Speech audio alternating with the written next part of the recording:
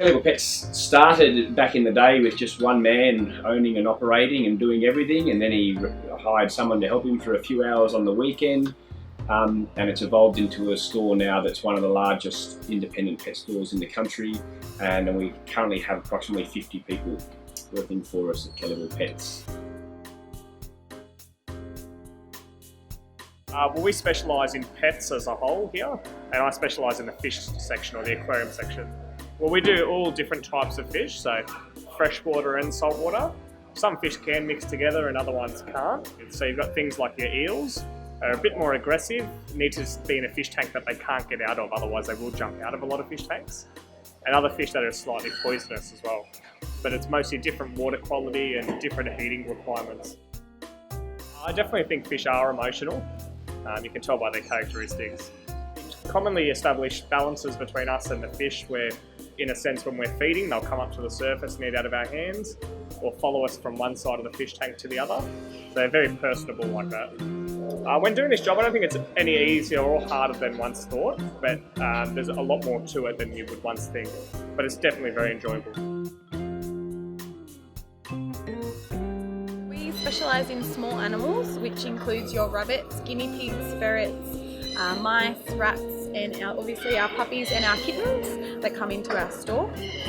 So obviously there is a range of small animals that we do have. We tend to try and keep the dogs and cats away from each other, either by boarding them, or we do have separate cages.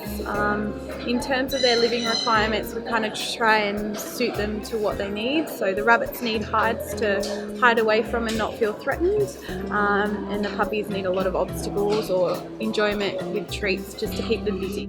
I've always had a love for animals, and that goes for everyone in our department, so it would be hard to say that you don't create a connection or a bond when the animals do come in. Basically, I have lived in the area for quite some time, so Kellyville Pets has been around for around 33 years. So as a child I came here when it was smaller. So I've always had an interest working here because it is in my suburb and I am familiar with it. Also, obviously having a background knowledge in animal science for my degree and always having a passion for animals, it was a suitable fit. It has influenced me a lot. Obviously experienced the great breeders and everything that's a part of Kellyville Pets. Also the products helped me personally with my own Pomeranian dog. So a lot of things have come up, the diet's changed already, and I found a lot of benefits. My specialty is in reptiles. Since I was a little kid, I've been incredibly passionate about keeping reptiles. I got my first snake when I was 6 years old, which was a little children's python, and then that passion just sparked from there. So yeah, I run the reptile department here at Kellyville Pets, and we've got hundreds of amazing reptiles from bearded dragons to turtles and various snake species. And I love coming to work every day and sharing that passion with other people, because I know that every little kid that I see that comes in and buys their first pet snake is hopefully going to go on to have a real appreciation for reptiles and wildlife as they get older. I think reptiles are different to other animals in that they don't show as much emotion as a dog or a cat or a bird would. They are creatures of habit, so they get used to a particular environment, used to particular people that might be looking after them. So definitely I think they do stress out a little bit going to a new environment. And that's why it's important to minimise the stress as much as possible by making sure that the new customer knows exactly how to care for that animal in the best way possible. To me, I don't really see it as a job because I love what I do every day. So I love coming into work, working with the animals, working with the staff, educating customers and sharing our passion with other people. So I love it every day, and there's always hard things that you come up across, but there's nothing that we can't overcome.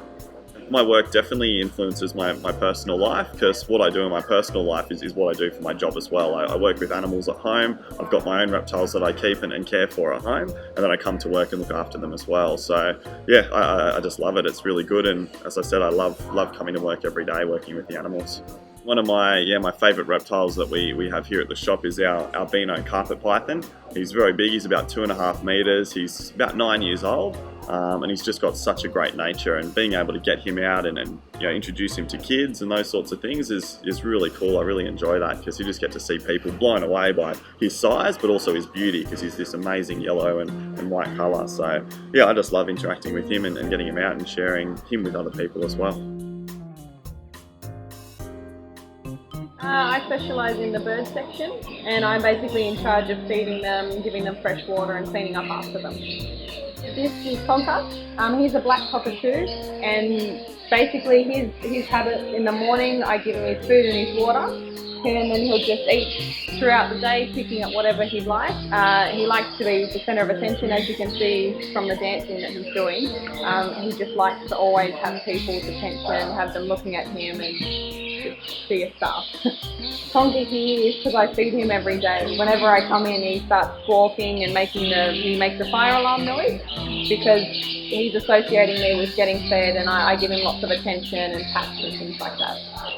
So they definitely are emotional. You can tell certain birds when they leave, trying to put them in a carry cage or something like that, they'll cry, they'll squeal, they don't want to leave. A lot of the time when they first go home, they get a little bit depressed, in the sense of they might stop eating as much and they might be sort of really sleepy and just not interested in coming out and socialising. But very quickly they establish new bonds with the family they go home with. Sometimes I get a little bit teary and quite upset, but a lot of people bring the birds back in for a visit a while after they've had them, so it's always nice to see them again. And a lot of the times the birds do remember us as well. I've always loved animals, and coming into work here is very hands-on. I get to get up and close and personal with all the birds, and I get to learn as I go. When I first started here, we actually got a rescue galah in, and he didn't like anybody else, but I spent lots and lots of time with him every morning. I'd go in, really slow process, starting off feeding him from my hand, and then eventually he became so attached to me that I ended up buying him because he didn't like anybody else. He'd actually to the point where he'd bite anybody that wasn't me. He just loved me so much. I can do anything with him. I can flip him on his back and scratch his belly. But yeah, he came in as a rescue galah and then bonded with me so much that I had to take him home. Before I started here, I didn't really own any birds. We had an aviary with some birds in them, but after starting here, I've got 4 hand-raised birds at home. I've got lorikeets and a galah, and I spend almost all my time with them and all my money on them too.